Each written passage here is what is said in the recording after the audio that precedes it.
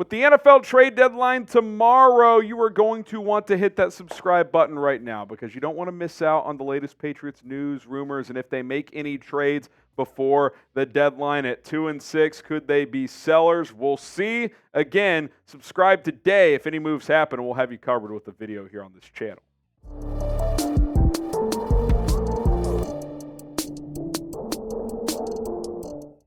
I'm Harrison Graham from Chat Sports. Coming up on Patriots Today, it's time to be sellers at the NFL trade deadline now that New England is sitting at 2-6. We documented that on yesterday's post-game show, and let's go ahead and dive into the latest trade buzz. And Josh Uche, could he be walking out the door? According to Doug Kyed, Josh Uche has emerged as the Patriots' most likely trade candidate ahead of tomorrow's deadline per sources, and he's been the name most consistently linked to trade buzz throughout the last couple of weeks, and I do think there's a good chance he'll get dealt tomorrow. Why? Because teams are always looking to bolster their pass rush, and I think what we've seen the last couple of years, why the NFL trade deadline has become more active, especially in the sport compared to others, whereas MLB, NBA, they're always busy trade deadlines, but so is the NFL now, is that extra wild card spot. You have more teams believing that they can make a run to the postseason,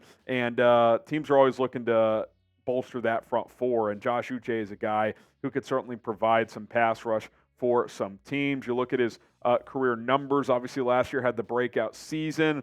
Hasn't been as productive this year, but still a guy who can get after the quarterback, has a lot of pressures this season. And really, I think the question for myself, producer Rolly, our big Patriots fan here at Chat Sports, has been, so what can you get? Like, what is a realistic expectation in terms of a return for a young, promising pass rusher? Well, how about the Leonard Williams trade that went down just a couple of hours ago? I thought the Giants got a nice haul here. They got a 2024 second, 2025 fifth for Leonard Williams, a 29-year-old on an expiring contract, versus Josh Uche, a much younger player on an expiring contract. Could you get something similar to this?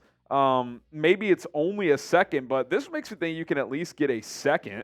And if you can, I think you absolutely do that. If you get a 2 on a trade for Josh Uche, I'm pulling the trigger.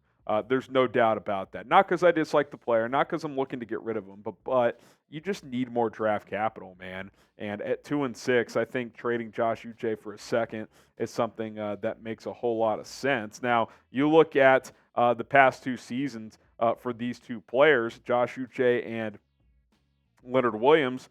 Uche's been more productive in most areas. Leonard Williams has more tackles overall. He certainly plays the run more as a defensive tackle. But as a pure pass rusher, which I think teams look at the most, Uche has certainly shown a lot more. And again, he's much younger too. Again, I'm not sitting here saying, oh, you're going to get a first-round pick. The Giants ate most of Leonard Williams' remaining contract to get extra compensation in that deal. And obviously it's a different situation where Leonard Williams making $20 million per year. Josh Uche's on a rookie contract. So I don't know if it's an apples-to-apples comparison in terms of what you can expect to get. But Nick Roloff, as we bring in Rolly here, if you can get a 2, man, I think you got to pull the trigger here if you're Bill Belichick. Yeah, I agree. And if it's whether, instead of the second and fifth, if it's just the second, I'm in on that. Yeah.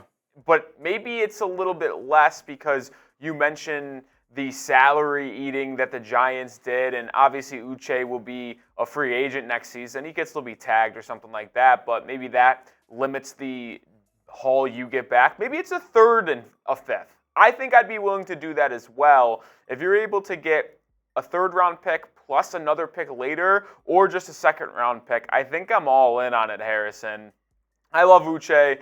I've been documented saying that, but I just think it's time to look yourself in the mirror. And when you look yourself in the mirror, it's a team that is not that talented. You saw the disparity yesterday's game against Miami. And if you're not going to plan on re-signing him or extending Uche, might as well get something back. Yeah, exactly. So what do you guys think? Do you think Josh Uche gets dealt before the NFL trade deadline? Type Y for yes, or you can type in for no. Let us know in the comment section below. Do you think Uche gets dealt?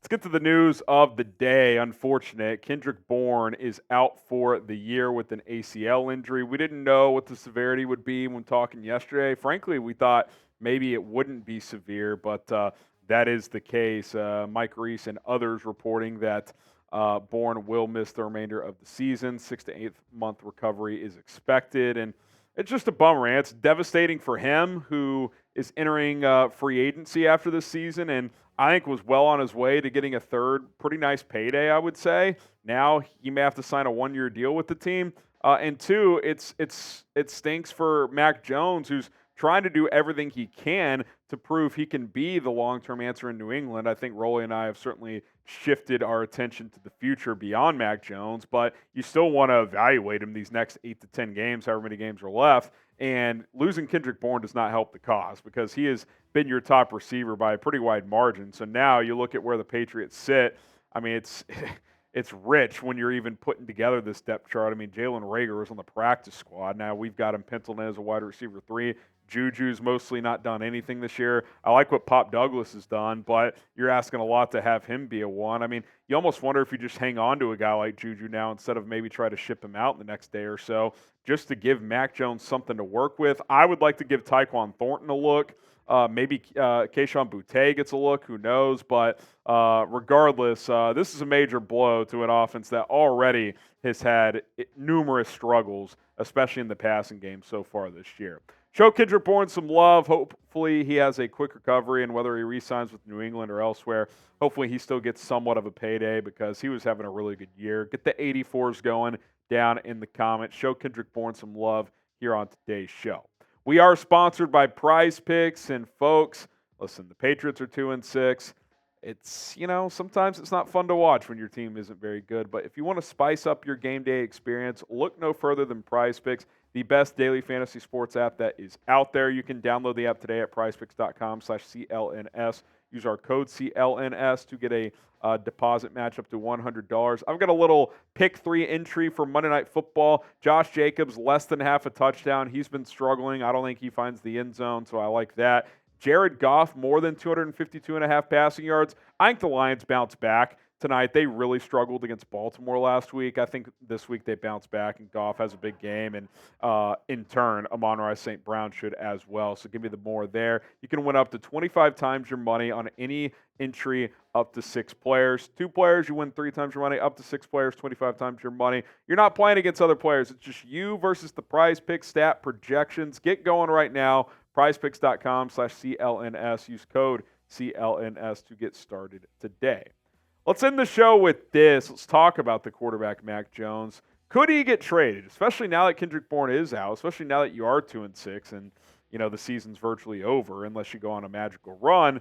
Is there a scenario where you trade Mac Jones? And the reason we mention this is the Minnesota Vikings, who currently are the number 7 seed, that final playoff spot in the NFC, well, they lost Kirk Cousins for the year to a torn right Achilles, and his season is over. So if you're Minnesota, what is your plan? Are you rolling with Jaren Hall, the BYU product, the rest of the year? Or are you trying to salvage the season? Now, maybe they think Jaren Hall can salvage the season, or maybe they do just want to evaluate their rookie quarterback to see if he can show them something, because Kirk Cousins is an impending free agent, and he is 35 years old, and he does have a big recovery ahead of him.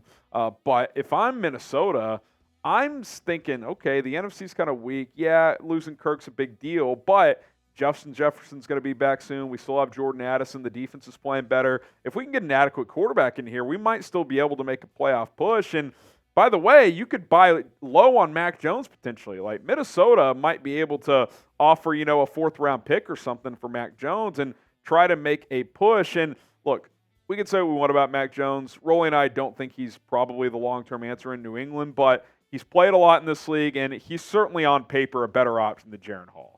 We don't know hardly anything about Jaren Hall at this point in time. So what's the harm in making a phone call? Hey, you guys interested in Mac? Give us your best offer. We'll think about it. So, and I think something that could make sense for both sides is a 4th-round pick.